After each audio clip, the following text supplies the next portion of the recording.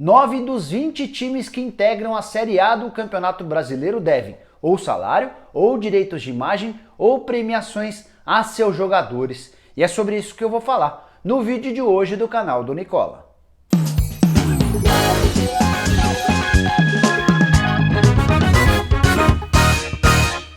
Fala aí pessoal, eu sou o Jorge Nicola e antes de começar a passar para você a lista de clubes que tem pendências com o seu elenco, queria dizer que esse vídeo é um oferecimento de OneFootball, o aplicativo que eu uso para me manter bem informado a respeito das coisas do futebol. Por lá eu sei sobre transferências, jogos, gols, vídeos e muito mais. Vou deixar aqui na descrição o link para que você baixe, tudo absolutamente de graça, beleza?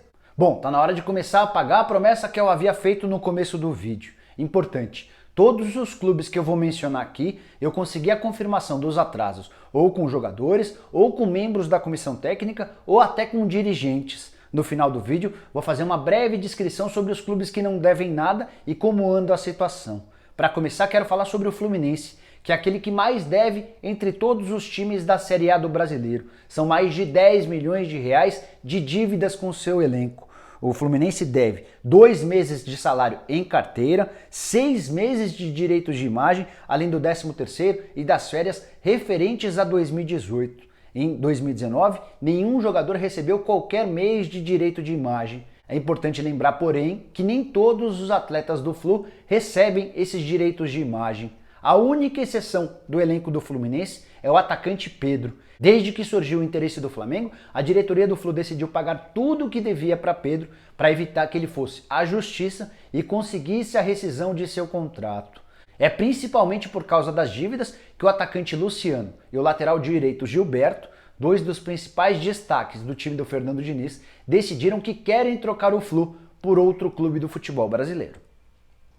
Quem também deve e muito é o Botafogo, que completou 3 meses de salário em carteira, 2 meses de imagem, além de prêmios. Na última quarta-feira, General Severiano, a sede do Botafogo, teve a luz cortada e até os funcionários que recebem salários bem inferiores aos jogadores estão com falta de pagamento. E essa crise no Botafogo já vem há bastante tempo. Às vésperas de um jogo importante na Copa do Brasil contra o Juventude, ao longo do primeiro semestre, os atletas chegaram a se reunir para fazer greve e não foram para a concentração. Nessa última semana, que acabou de terminar, os jogadores voltaram a se rebelar e dessa vez decidiram não dar entrevista como forma de protesto em relação aos salários atrasados. A coisa também anda bastante feia no Vasco da Gama, o terceiro clube do Rio de Janeiro que deve a seus jogadores 1 mês de salário em carteira, 2 meses de direitos de imagem, além do 13º. Tudo isso tem gerado uma série de protestos. Na última semana, assim como em General Severiano, a luz também foi cortada em São Januário e os funcionários do Vasco também fizeram greve.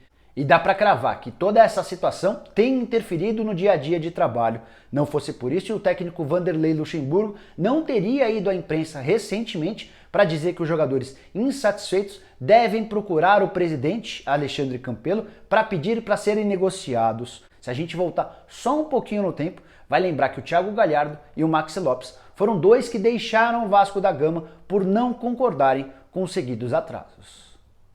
A crise financeira também bateu a porta dos grandes clubes do futebol de Minas Gerais. O Cruzeiro, por exemplo, deve 1 mês em carteira, 1 mês de direitos de imagem, além de prêmios referentes à Copa do Brasil do ano passado. É bom lembrar que a diretoria do Cruzeiro tenta a todo momento negar que deve a seus atletas. Mas, no mês de maio, por exemplo, a diretoria da Raposa precisou fazer o pagamento em 3 parcelas. Isso porque não havia dinheiro para quitação em parcela única. O mês de junho segue em aberto depois de vencer na sexta-feira da semana passada, assim como os direitos de imagem que estão pendentes.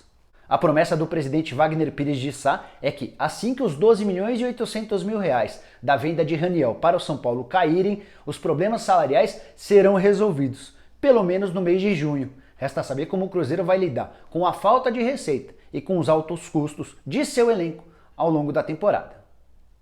Mesmo tendo uma folha salarial mais barata do que a do Cruzeiro, o Atlético também está com atrasos. Vou deixar aqui um link para você a respeito do ranking das folhas salariais que eu fiz. Os 20 clubes da Série A estão registrados nesse vídeo, aí você vai saber direitinho quanto o seu clube gasta por mês com jogadores e comissão técnica. Mas voltando ao caso do Galo, o Galo deve 4 meses de direitos de imagem a alguns atletas. Esses atletas são aqueles que ganham mais salário e têm seus vencimentos divididos entre carteira e direitos de imagem.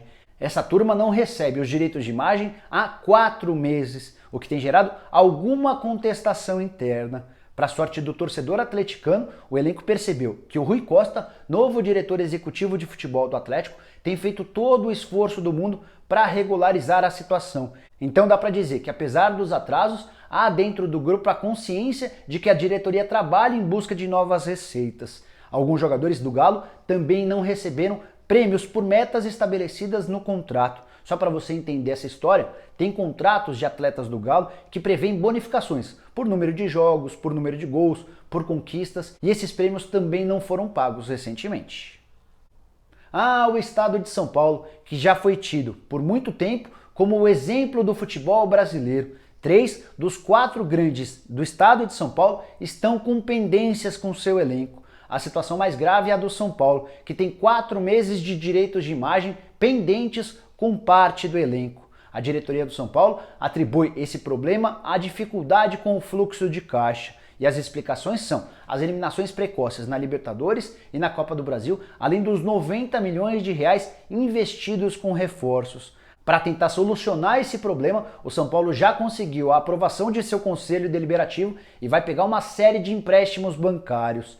Há expectativa também de vendas de atletas nessa metade do ano. O Arboleda é um dos atletas que deve ser vendido e o São Paulo também torce muito para que o David Neres troque o Ajax por um grande clube da Europa. O São Paulo tem direito a 23% em cima do valor dessa venda.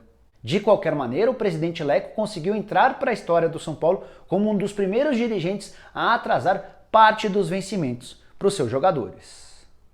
Já no Santos, os problemas também são com direitos de imagem. E aí, só para você entender, em geral, os clubes pagam maior parte do salário em carteira e um restante em direito de imagem, que é uma forma de pagarem menos impostos e é uma forma também dos atletas receberem um valor com menos desconto. A situação no Santos é ruim desde o ano passado e sempre, pelo menos um mês, é pago com atraso em relação aos direitos de imagem. Mas é bom destacar que no Santos há contratos diferentes. O Derlis Gonzalez, por exemplo, recebe os pagamentos dos direitos de imagem de forma trimestral. Já o Jorge Sampaoli, técnico do Peixe, recebe esses direitos de imagem todo mês. Como o Santos já percebeu que o técnico argentino reclama muito quando esse pagamento atrasa, o Santos decidiu fazer esforço para não atrasar em nenhum dia o pagamento dos direitos de imagem de seu treinador. Já em relação ao restante do elenco, ou pelo menos da parte que recebe em direitos de imagem, esses atrasos têm sido recorrentes e dá para cravar que o Santos deve pelo menos uma parcela desses direitos de imagem.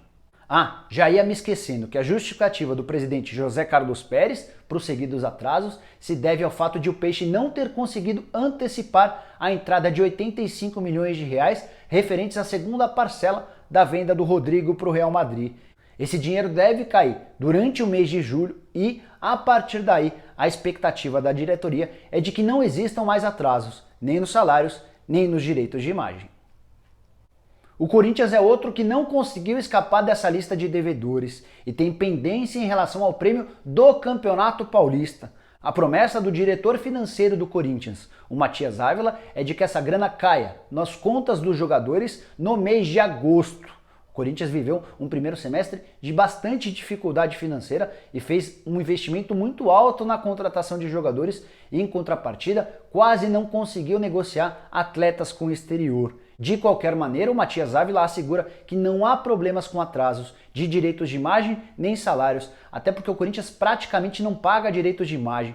Quase 100% dos vencimentos dos atletas estão registrados em carteira e o Corinthians, mesmo a duras penas, tem conseguido manter esses pagamentos em dia.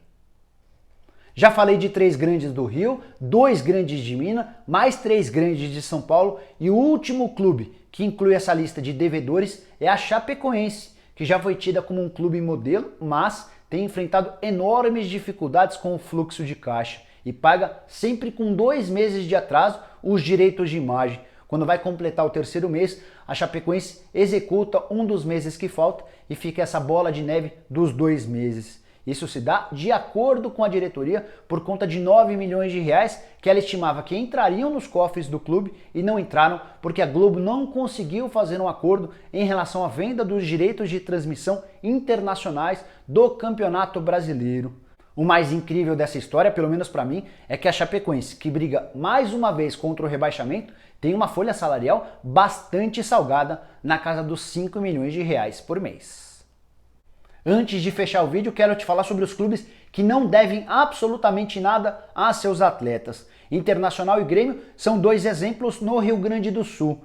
Clubes bem administrados, o Grêmio pela primeira vez em décadas tem dinheiro aplicado em banco. Isso é bem incomum no mundo do futebol. Se a gente subir um pouquinho no mapa do Brasil, a gente vai chegar ao estado de Santa Catarina, onde está o Avaí, recém-promovido da segunda para a primeira divisão. O Avaí tem a segunda menor folha salarial do país, só 1.800.000 reais por mês, e paga tudo absolutamente em dia. Um pouquinho mais para cima, em Curitiba, está o Atlético Paranaense, que, apesar de algumas decisões bem controversas de Mário Celso Petralha, pode sim ser incluído como um clube de gestão exemplar. Os salários e os direitos de imagem, todos rigorosamente em dia. No estado de São Paulo, o único clube sem qualquer pendência é o Palmeiras, um dos mais ricos do país, situação bem parecida com o seu vizinho Flamengo no Rio de Janeiro. É o único grande que não deve nada.